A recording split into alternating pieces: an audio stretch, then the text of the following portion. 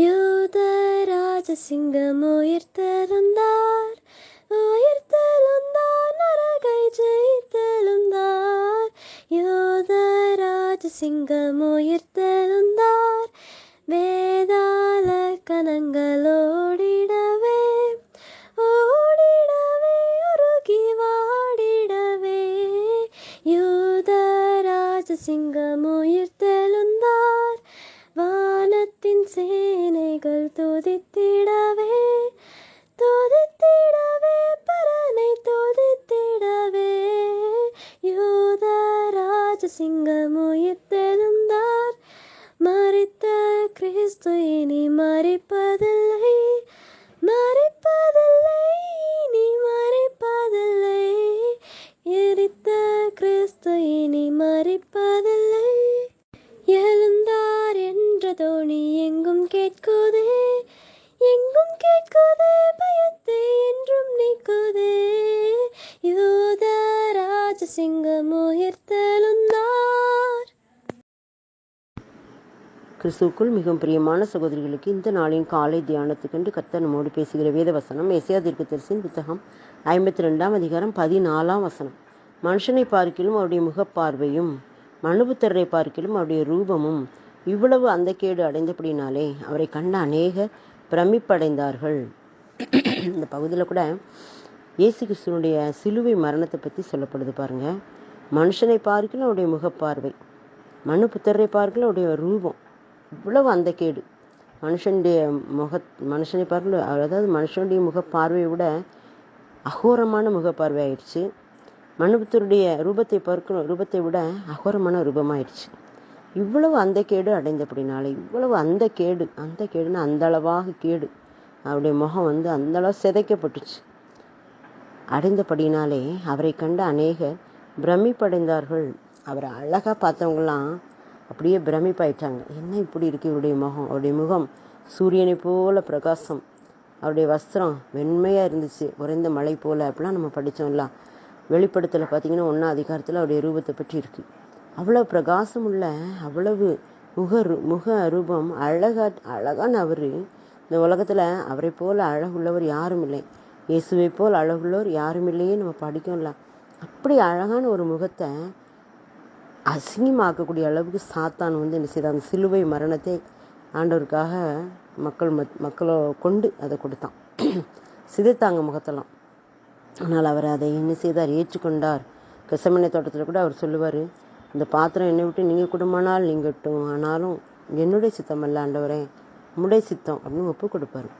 ஏன்னா அவருக்கு தெரியும் இந்த சிலுவையில் இவ்வளோ பாடுகள் பட வேண்டியிருக்கு அப்படின்னு சொல்லி. அந்த பாடுகளெல்லாம் படுவதற்கு தன்னை ஒப்பு கொடுத்தார். காரணம் என்னென்னா, நமக்காக, நம்முடைய ஒவ்வொருவருடைய ரட்சிப்புக்காக, நாம் ஒவ்வொருவரும் நம்முடைய பாவத்துக்காக பாவ நிவாரண பலியாக போய் செய்யணும்னா எத்தனையோ பலிகளை செலுத்தணும். ஒன்றும் அதுக்கு ஈடு கட்ட முடியாது. அவ்வளோ பெரிய பாவிகள் நாமெல்லாம். ஆனால் அத்தனை பாவங்களுக்கும் அவர் ஒரே பலியாக, ஏக பலியாக தன்னையே ஒப்பு கொடுத்தாரு. அதனால தான் உலக மக்களின் மொத்த பாவங்களுக்காகவும் அவர் தன்னையே ஒப்பு கொடுத்தாரு. அதனால தான் அவருடைய முகம் இவ்வளோ அந்த கேடு அடைஞ்சிச்சு. அந்த அளவாக விகாரமாக அவருடைய முகம் ஆனதுனால அவரை கண்ட அநேகர் பிரமிப்படைந்தார்கள். இவருடைய முகமா இது அப்படின்னு சொல்லிட்டு எல்லாரும் பிரமிப்படைந்தாங்களாம். அந்த அளவுக்கு மோசமாயிடுச்சு. காரணம் என்னன்னா, நம்முடைய பாவம்தான் அவரை இந்த அளவுக்கு என்ன செய்த அந்த கேடு அடைய செய்தது. நாம் சொல்லுகிற ஒவ்வொரு பொய்யும், நாம் சொல்லுகிற ஒவ்வொரு பாவமும், நாம் செய்கிற ஒவ்வொரு பாவங்களும் அவரை என்ன செய்து விகாரமாக மாற்றுகிறது. நம்ம அதை உணர்ந்து கொள்ளணும். ஆண்டவரே, நான் செய்கிற அந்த பாவத்தினால தான் நீங்கள் இவ்வளவா ஆண்டவரே விகாரம் அடைந்திருக்கீங்கப்பா, உங்களுடைய முக ரூபம் இவ்வளோ அந்த கேடு அடைந்து இருக்குதுப்பா அப்படின்னு சொல்லி நம்ம ஒப்பு கொடுக்கணும். ஒப்பு கொடுத்து நம்ம என்ன செய்யணும்? மனம் திரும்பணும். அவருக்காக, அப்பா நான் உங்களுக்காக நான் என்ன செய்யணும்? என்னுடைய உள்ளத்தை சுத்திகரிங்க, என்னுடைய எண்ணங்களை சுத்திகரிங்க, என்னுடைய சிந்தனைகளை சுத்திகரிங்க, என்னை முற்றிலுமாய் கழுவுங்க உங்களுடைய ரத்தத்தினால அப்படின்னு சொல்லி நம்ம என்ன செய்யணும்? ஒப்பு கொடுக்கணும். பிரதான ஆசாரியராக அவர் நமக்காக பாவங்களுக்காக, நம்முடைய பாவங்களுக்காக தன்னையே ஒப்பு கொடுத்தாரு. பிதாவே, என்னை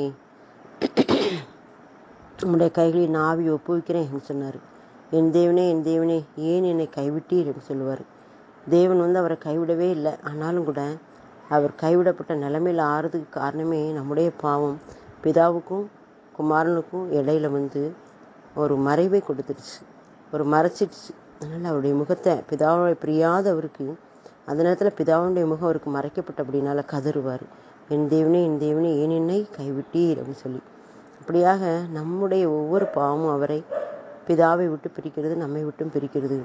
அதுக்காகத்தான் அவர் என்ன செய்தார், தன்னையே ஏக பலியாக ஒப்பு கொடுத்தாரு. அப்படி சிலுவை மரணத்தின் மூலமாக நமக்கு ஒரு மீட்பு உண்டு பண்ணியிருக்கிறார், ரட்சிப்பு உண்டு பண்ணியிருக்கிறாரு. நாம் அதை ஏற்றுக்கொள்ளணும். அவருடைய சிலுவை மரணத்தை நம்ம உள்ளத்தில் ஏற்றுக்கொள்ளும் போது நமக்கு அது ஒரு விடுதலை கொடுக்கக்கூடியதாக இருக்குது. அதுதான் அவரை கண்டு அநேகர் பிரமிப்படைந்தார்கள். அந்த அளவுக்கு அவருடைய முகம் மாறிடுச்சு, முகரூபம் மாறிடுச்சு. அதுக்கு காரணமே நம்முடைய பாவங்கள் தான். நாம் அதை ஆண்டவரிடத்தில் அறிக்கையிட்டு ஒப்பு கொடுப்போம். ஆண்டவர் நிச்சயமாகவே நம்மையும் நம்முடைய பிள்ளைகளையும் அவருடைய பிள்ளைகளாக மாற்றி ஆசீர்வதிப்பார். ஆமேன்.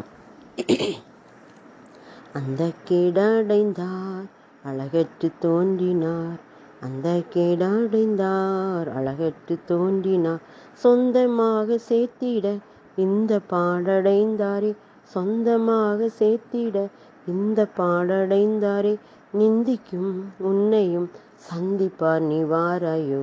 அப்பா நன்றியோடு துதிக்கிறேன். நிந்திக்கிற எல்லாரையும் கூட நம்முடைய பக்கத்தில் இழுத்துக்கொள்கிற அன்பாக நீர் இருந்து ஆசீர்வதிக்கிறீங்க, அவங்களை இழுத்துக்கொள்கிறீங்க, உங்களுடைய பிள்ளையாக மாற்றுகிறீங்க.